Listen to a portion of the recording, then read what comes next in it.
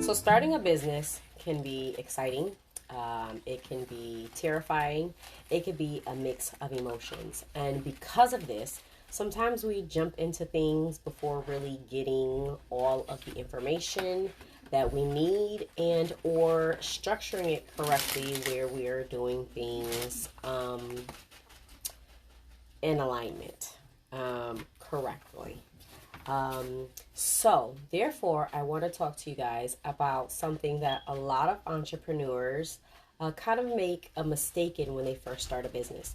Now, this is not a huge mistake. It's not going to cause a big issue. It is a simple fix. But if you could just bypass that and not make this simple mistake in the beginning, then you don't have to worry about backtracking and kind of having to redo some of your things over, okay?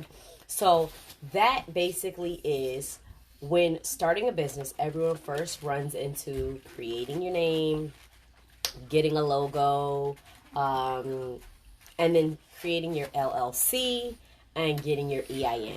And that's the main structure. Like, that's exactly what it takes to create a business. One of the most important things you want to do is create a virtual address. Now, the reason why starting or getting a virtual address is important in the beginning is because if you have already started or created an LLC, for those who possibly already started their business, or you're going to, you will learn that when you decide to register your business, you have to put an address down. And if you do not own a brick and mortar and you don't have an office for it, naturally you're going to put your home address. The thing about this is that when you put that address and you register for your LLC with the Security of State, that address is public. That means that anybody who looks up your business for funding, lines of credit, for anything else that they want to look up, the Better Business Bureau, your home address is what's attached to your business. And that, for safety reasons, you do not want.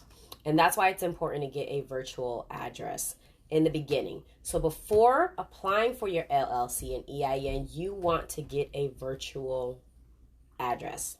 Now, there are a lot of places. iPostal is one. You have UPS does them. You have Regis is one that's online that has them. And basically what they do is they kind of give your business a professional look. So it's going to give your business this feel that you have an office, because sometimes if you get a virtual address, they will actually have like a business building. And so when people look it up, it's an actual business building. You'll get a suite number in it and your packages can be delivered. That's another thing. When you do sign up for a virtual address, I recommend getting a virtual address with a company that also allows you to receive not just your paper mail, but packages as well. So there are some services, virtual address services, that don't do that. They'll just do like paper mail, envelope size. And then there's others that will allow you to actually be able to receive packages. Now, for those who do online business and say someone wants to return something, but you don't want it to be shipped to your house, it's good to have that, because they can always ship it to that office and you can pick it up from there. So when you are looking for a virtual address, I do say call and ask them if they provide that service for you. And then it's really up to you whether or not you want to go with that company to provide you with a virtual address. Now, a virtual address is going to cost you a monthly fee. Now, the cost of these overheads do vary, and that depends on which service you're going to go with. So it can range anywhere from what I've seen, about $50 a month, to anywhere over $100 a month. And so when starting a new business, it's all up to you to decide what you're willing to dish out in overheads in the beginning. I know sometimes starting a new business, you're not starting with much money unless you have some saved up, or unless you decide you want to take out a personal loan before building business credit.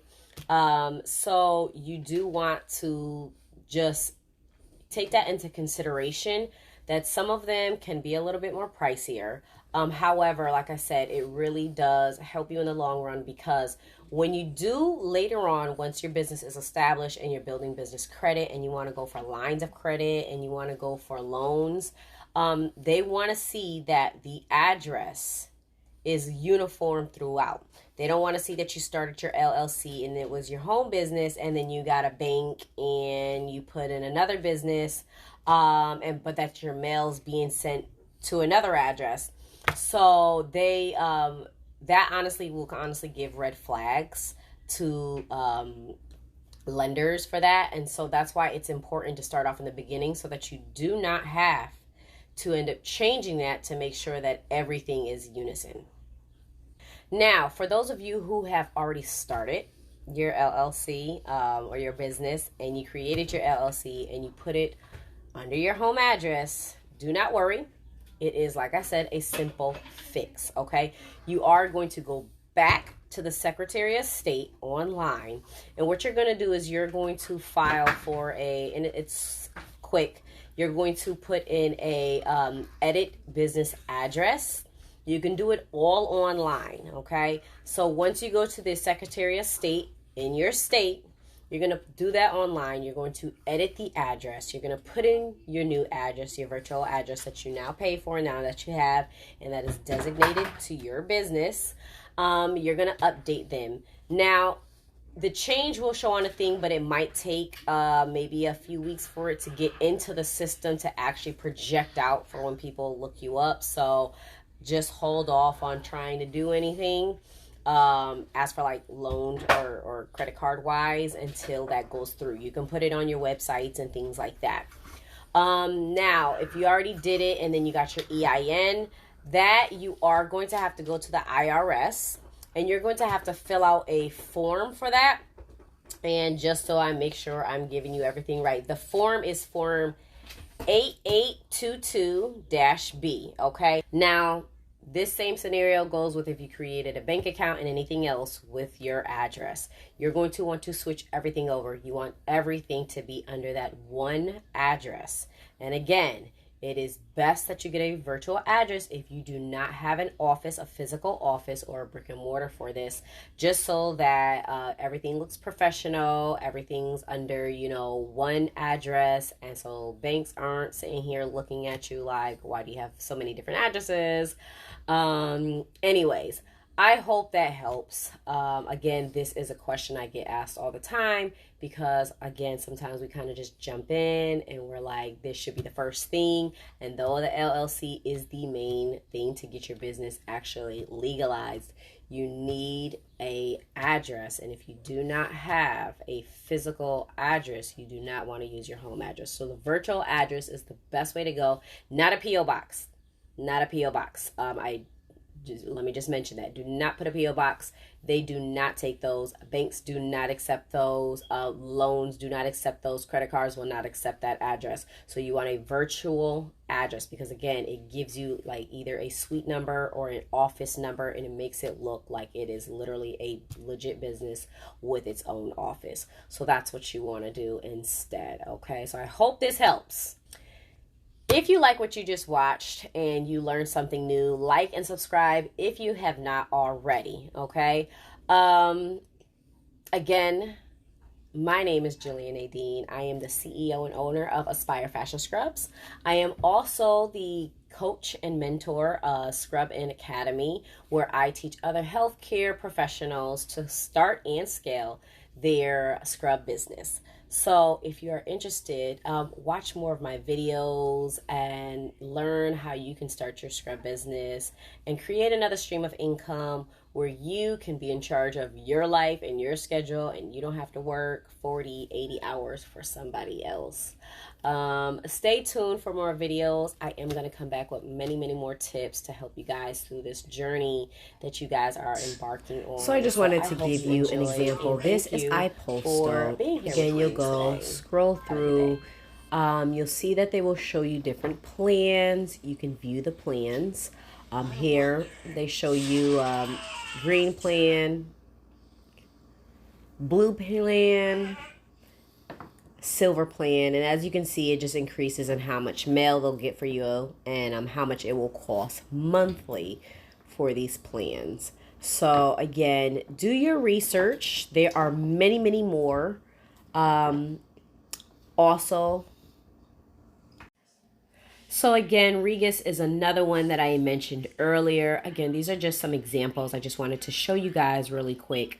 There are many more, so please do your due diligence to just kind of look and research other ones that are local to your area, and just that are on the web itself, and decide which is best for you, which is more cost efficient for you, and which one you want to go with. The neat thing about some of these virtual addresses is that because they are basically attached to buildings, some of them allow you in your package to actually do like a monthly thing where you can actually go into the office and do meetings or, host things without an extra fee. So again, that's why I always say call and find out what your package consists of. But they are really nice to have, these virtual addresses, when you're starting out and you don't have an office for yourself. So yes, that's one.